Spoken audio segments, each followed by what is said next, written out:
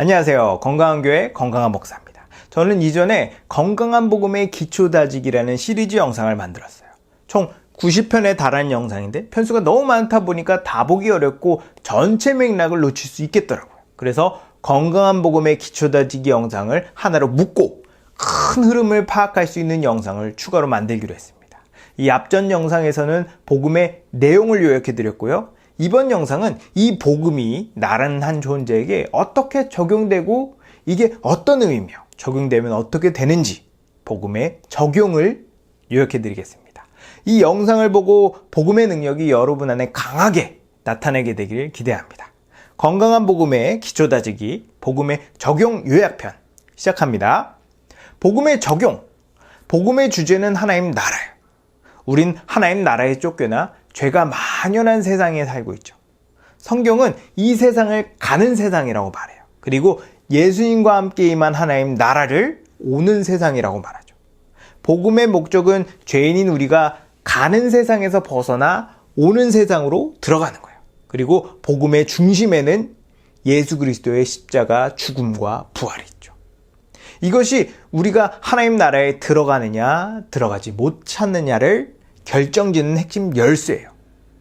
우리의 질문은 이겁니다. 그래, 복음의 목적은 하나님 나라에 들어가는 거고 결국 그 나라에 들어가는 열쇠가 예수 그리스도의 죽음과 부활인데 이 열쇠 어떻게 쓰는 거야? 성경은 이 복음을 통해 하나님 나라에 들어가는 유일한 방법을 믿음이라 말합니다. 왜 믿음일까요? 그 수많은 수단 중에 하나님은 왜 믿음을 복음이 적용되는 수단으로 정하셨을까요?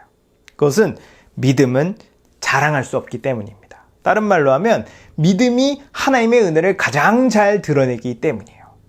하나님께서 복음을 기획 단계에서 준비, 진행, 집행, 성취, 완성까지 다 하나님의 주권적인 능력으로 이루셨어요. 그리고 하나님은 수천 년 동안 복음을 변하지 않고 순수하게 보존하셨을 뿐 아니라 계속 전수되고 전달되어져서 결국 나에게까지 복음이 도달되게 하셨죠. 또 성령을 통해 그 복음을 이해할 수 있는 지혜, 이것이 진리라고 알게 하는 직관까지 주십니다.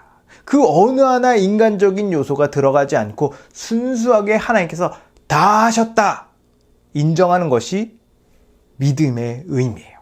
그러나 우리가 일반적으로 사용하는 믿음이란 단어는 굉장히 흔한 용어자 개념이죠. 그래서 우리는 스스로 믿음을 알고 있다고 생각하는데 믿음이라고 다 같은 믿음이 아니고 믿는다고 다 믿는 게 아닙니다. 성경이 요구하는 믿음의 요소가 있어야 믿는다 말할 수 있어요. 믿음의 요소는 크게 세 가지입니다. 지식, 동의, 신뢰.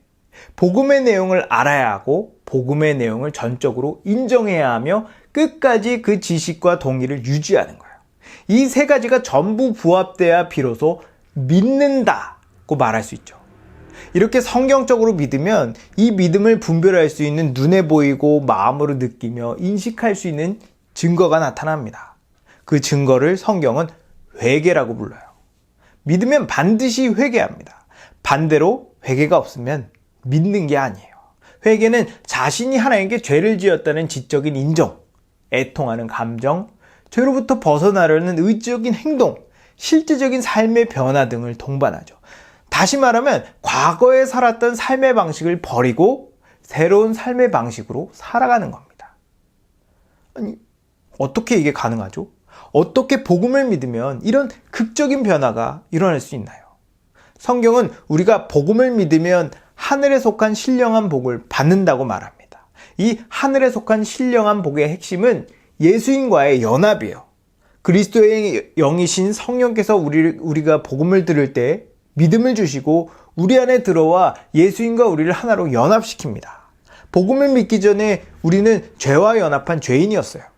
근데 복음을 믿으면 성령께서 성령의 능력으로 예수님의 십자가 죽음을 바로 우리에게 적용시킵니다. 그래서 죄와 분리돼요.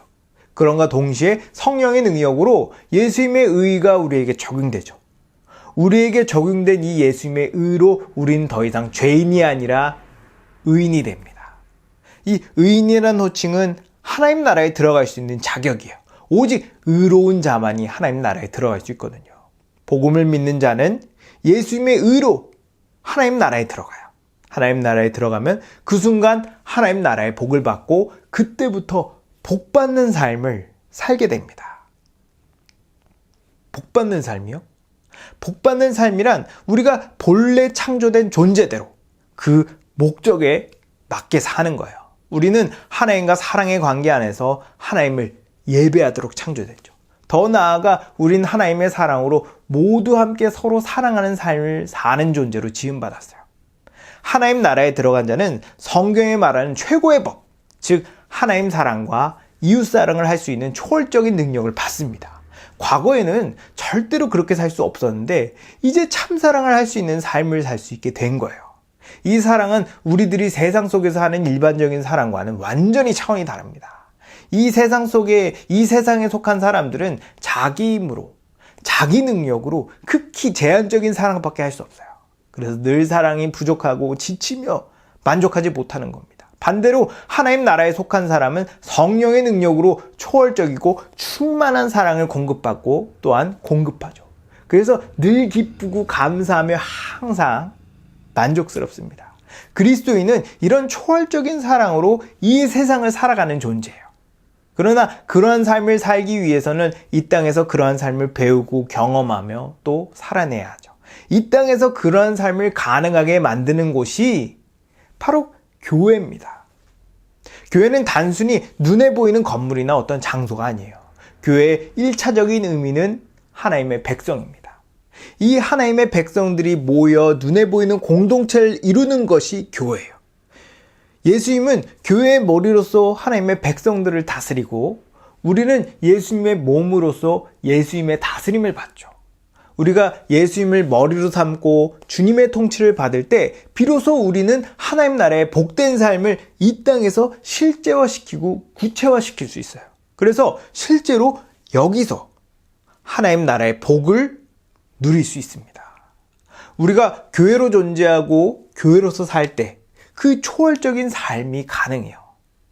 비록 오늘날 우리가 보고 경험하는 교회가 어떤 면에서 세상보다 못하고 더 초라해 보이죠. 그러나 그것은 교회의 진짜 모습이 아닙니다. 우린 눈에 보이는 교회를 보고 교회를 정의하는 것이 아니라 성경이 말하는 교회를 보고 교회를 정의해야 돼요. 성경이 말하는 교회는 예수님의 사랑과 성령의 능력으로 하나 되어 한 몸으로 서로 사랑하고 섬깁니다. 사도행전에서 그 모습이 가감없이 보여주고 있어요. 교회 안에 있는 사람들은 그 안에 임한 하나님 나라의 복을 실제로 맛보고 기뻐했습니다. 반대로 교회 밖에 있는 사람들은 그 교회의 초월적인 모습을 보고 하나님께 영광을 돌리며 복음을 듣고 교회에 들어갔어요. 아니면 오히려 반대로 겁에 질려 교회를 핍박하고 박해하는 극단적인 반응을 보였죠. 교회, 하나님의 백성, 즉 그리스도인은 세상 속에서 하나님을 왕으로 섬기는 자들입니다. 거룩하고 의로운 자들이죠. 그러나 세상은 여전히 죄의 저주 아래서 하나님을 거역하고 거부하는 삶을 살아가고 있어요. 한 공간에 두 세상이 공존하는 겁니다. 그렇기 때문에 그리스도인은 항상 죄의 유혹을 받고 세상으로부터 고난과 핍박을 당해요. 우리가 복음을 믿어 하나님의 백성이 되는 건 은혜고 하나님의 선물이자 무료예요. 하지만 하나님의 백성으로 이 땅을 살아가고 살아내는 데는 대가가 따라옵니다. 많은 사람들이 복음을 믿는다고 말하면서 복음에 내 인생을 걸지 않아요. 예수님은 이도저도 아닌 뜨뜻미지근한 상태에 있는 거나 아니면 세상을 따라 사는 거나 별반 다르지 않다고 보세요. 세상과 하나님 나라는 같이 갈 수 없습니다. 두 세상은 방향과 목적지가 완전히 달라요. 그래서 예수님은 우리에게 계산해보라 말씀하시죠. 하나님 나라와 이 세상 중에 더 나에게 가치 있고 의미 있으며 참되다고 여기는 것에 인생을 걸라고 말씀하세요. 세상을 선택하면 잠깐은 편할 수 있을 거예요. 그러나 결국 영원한 심판을 받을 겁니다. 반대로 하나님 나라를 선택하면 잠시 고난을 당할 거예요. 그러나 이 고난은 참을만 하고 유익할 뿐 아니라 영광스럽습니다. 성경은 고난을 예수 그리스도의 영광에 참여하는 거라 말해요. 하나님의 백성에게 그리스도의 영광에 참여하는 것보다 더 큰 가치와 영광과 명예는 없습니다. 다른 세상적인 것은 썩 없어질 거지만 이것만은 영원할 거거든요. 이렇게 교회로서 의롭고 거룩하게 복된 여정을 가다 보면 언젠가 끝이 올 거예요. 예수님은 우리에게 속히 오겠다 말씀하셨어요. 그때까지 거짓 가르침에 속지 않고 늘 깨어 있어야 합니다. 그러나 우리는 예수님이 언제 오실지 정확하게 몰라요. 그래서 우리는 이 땅에서 평범한 일상을 살아가야 하죠. 주님은 우리 생각보다 훨씬 빨리 오실 거예요. 이렇게 우리가 성령의 보호와 인도와 지도 아래 복되고 거룩한 삶을 지그시 묵묵히 살아가다 보면 예수님께서 오십니다. 그러면 우리는 새하늘과 새 땅에 들어가 그동안 이 땅에서 손해보고 누리지 못했던 모든 것들을 하나도 빠짐없이 다 보상받고 태초에 하나님께서 주시고자 했던 하나님 나라의 복을 누릴 겁니다. 이것이 복음의 적용이에요. 로마서 1장 17절에 보면 복음에는 하나님의 의가 나타나서 믿음에 이르게 한다 말해요. 복음은 믿음으로 시작해서 믿음으로 끝납니다. 많은 사람들이 믿음으로 사는 것이 어렵다고 말하는데 믿음으로 사는 건 어렵지 않아요. 믿음으로 사는 것이 어려운 것이 아니라 믿는 것이 어려운 겁니다. 우리의 행동은 믿음을 따라가요. 믿으면 믿는 대로 행동합니다. 그래서 행동하는 것이 어려운 것이 아니라 믿는 게 어려운 거예요. 처음부터 끝까지 믿음입니다. 이 믿음은 복음을 듣고 배움으로 생겨요. 맨날 믿으려고 발버둥 쳐도 믿음은 그냥 생기지 않죠. 오직 하나님의 말씀을 들어야 생깁니다. 그 하나님의 말씀은 교회에서 들을 수 있죠. 교회는 하나님의 말씀을 듣고 하나님 나라를 경험할 수 있는 유일한 곳이에요. 하나님의 백성은 이 교회 안에서 하나님 나라의 문화를 배우고 익히며 살아갑니다. 이렇게 하나님의 백성으로 살아가다 우리 주님과 함께 새하늘과 새 땅으로 들어가는 거죠. 우린 지금까지 복음의 적용에 대해서 간단하게 요약했어요. 핵심은 믿음입니다. 그리고 믿음은 말씀으로 생기고 말씀은 교회가 가르치죠. 그 교회의 머리는 예수 그리스도입니다. 이런 간단한 도식만 봐도 어떻게 신앙생활을 해야 할지 감이 오죠. 그러니 건강한 교회 안에서 하나님의 말씀을 꾸준히 배우고 그 말씀을 굳게 믿어 하나님의 백성으로 사시는 여러분 되기 바랍니다. 이 영상을 보고 복음의 적용을 더 자세하게 알고 싶으신 분은 건강한 복음의 기초 다지기 영상을 정주행해 주시기 바랍니다. 지금까지 건강한 교회 건강한 목사였습니다.